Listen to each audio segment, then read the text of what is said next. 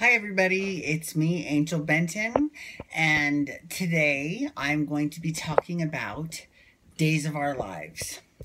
Now this is actually probably the hardest of all of the videos that I have to do because A, Days of Our Lives might actually be my favorite show of the 4 soaps that are still on the air, but B, it is in the worst state out of all 4 of them.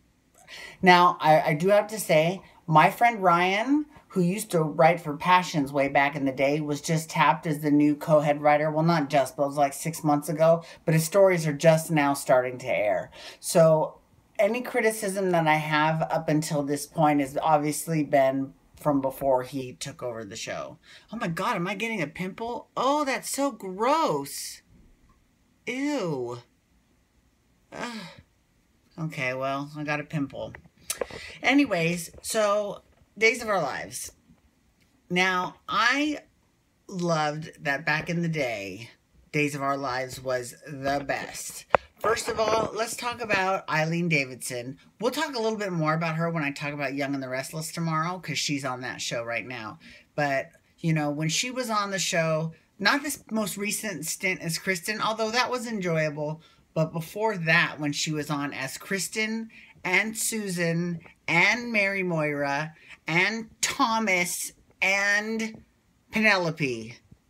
I mean, she let you have it. She was pretty fucking fierce. Those were the days. Or the days when Vivian, love Vivian too. Vivian and Yvonne, they were the best. They buried Carly Manning alive. That was hilarious also. Not hilarious, but I mean, like, it was really over the top. And I know that the head writer at that time was Jim Riley, rest in peace, because he went on to then do Passions, which was even more over the top. And Passions is to this day my favorite show ever. It was great. Passions was, and Tabitha Lennox was hilarious. But, you know, that's one of the things that I think is missing from Days of Our Lives nowadays is the humor, because there's not a whole lot of humor in Salem lately, and there was a lot of humor before. I mean, whether it was Eileen Davidson as Susan, that Christian is just main. Oh, hilarious. My poor little baby Lisa Marie. Oh, I'm sorry, she's so funny. It was great. Let's see. So that's one of the problems, is that there's not enough humor on the show. Now, one of the things that they've been doing recently is they have been doing these standalone episodes where they're not really part of the story. They're usually someone having some sort of hallucination where they delve into their past. And there's been 4 of those kind of episodes so far. They had one for Abigail Devereaux, one for Rafe Hernandez, one for Hope Brady, and one for, who was the other one? Oh, Jennifer Horton. Okay, so from, in order, not in chronological order, but in ranked order from worst to best. First of all, Jennifer Horton. Now, this has not, whenever I give a critique of a scripted show, of a soap opera, like I said, it has nothing to do with the actors or actresses. It's all about the writing. And I'm sick to death of Jennifer Horton. I'm over her. That whole storyline. First of all, I think that, you know, her addiction to pain pills was a little bit contrived. It wasn't quite as thought out as, like, who else was addicted? Oh, like Erica Kane on All My Children. When she was addicted to pain pills and she went off on the entire town for her Woman of the Year speech. I mean, look that up on YouTube. That was real. That is classic soap opera, right? But I felt like Jennifer was in this accident and then all of a sudden she's a junkie. It's like, I think there's like a few more steps in between there. You know, there's a few more beats that need to be played out for the public to actually care. And there were a lot of people that were not in her story. and it was just her drying out one night. And I think the main appeal of that episode was that Jack Devereaux came back, you know. Oh, her love Jack. Well, I'm glad that they didn't like full on bring him back. Not because I don't love Matthew Ashford, the actor. I love him. I think he's great. But just for the storyline purposes, once you're dead, let him stay dead, right? Unless you're Stefano DiMera. More on him in a second. So I didn't care for her episode. It was my least favorite. Then the next one would probably be her daughter, Abigail. Now, the only good thing about her standalone episode was you could kind of see her descent into madness, and you could kind of see why she was going psycho, right?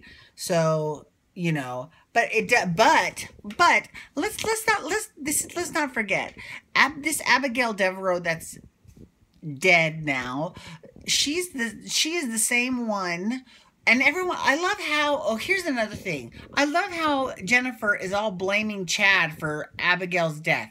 No one is ever blaming Ben, who actually murdered people like, oh, Will Horton, and, which was one of the biggest mistakes that show's ever made. Or, Paige Larson killed her too. Or Serena Mason. I mean, like, he is a murderer that was married to Abigail, and yet it's somehow Chad's fault that she's dead. Not Ben's. And it's Chad's fault that she's crazy. Not Ben's. Stupid. That's just stupid. That I don't get that at all. Although, okay, so her grandmother, Jennifer's mother, Laura Horton, has come back to town, and I actually would like to see more scenes between Laura and Kate. And because they did have one scene where they were slightly sparring over stuff that happened years ago. But that's the best part of that show, is that, you know, there's a lot of history to be mined there. Okay, so anyway, so that was Abigail Devereaux's episode. The next one I enjoyed was Rafe. You know, Rafe was good. It was decent. There wasn't that much to it, but, you know, we got to see almost every single member of his family, although it would have been nice if Ariana had showed up, his sister. You know, I don't know if she's working, so, you know, she probably could have used the day or two of work. But it was fine. It made sense, you know. The best one, though, was Hope Brady. Hope's episode killed it. I was crying by the end of it because, first of all, they better dig into the ashes, and they brought out her first husband, Larry Welch. Genius. Brilliant. They brought back Bo, of course. Bo and Hope, obviously. But he came back, and he did the show. And they brought back Stefano DiMera, because, you know, she killed him. Now, the one problem I have with that episode is that they did not use, there was no mention of Princess Gina. You know, when she married Larry Welch and then disappeared after that, you know, she then was taken by Stefano and then brainwashed into thinking she was Gina von Omberg, who was this, you know, jewelry thief, right? So, not jewelry, art. She was an art thief. Okay, so there was no mention of that, because when she first came back to Salem, everyone thought she said her name was Gina, and everyone thought she was Gina. She thought she was Gina. It wasn't until, you know, Bo, you know, got her to remember that she was actually Hope Brady.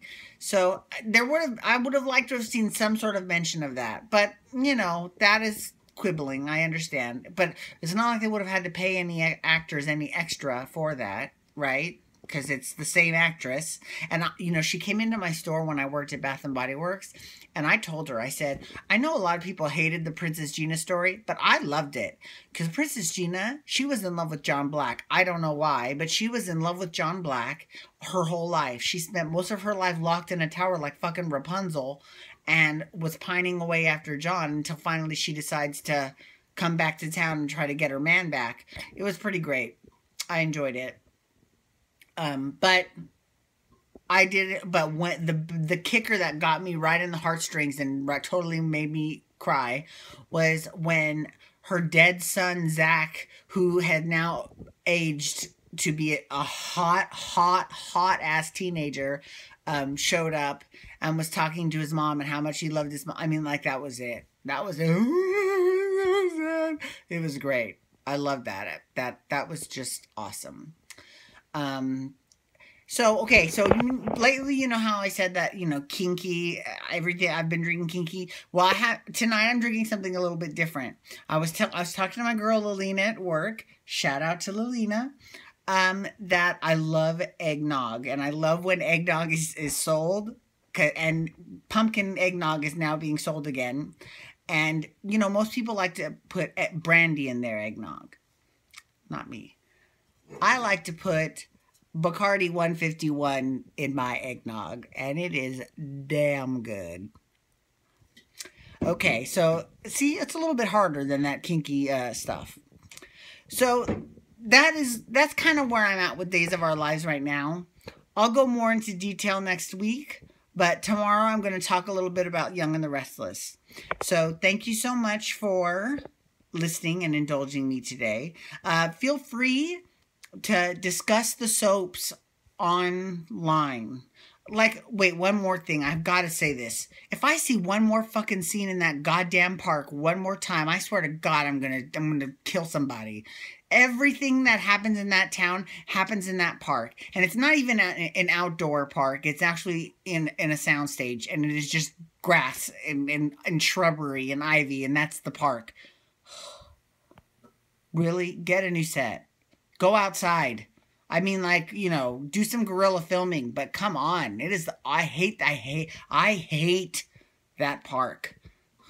Anyways, so feel free to follow me on Twitter at Angel Benton, and everyone have a wonderful day. Tomorrow I'll talk about Young and the Restless.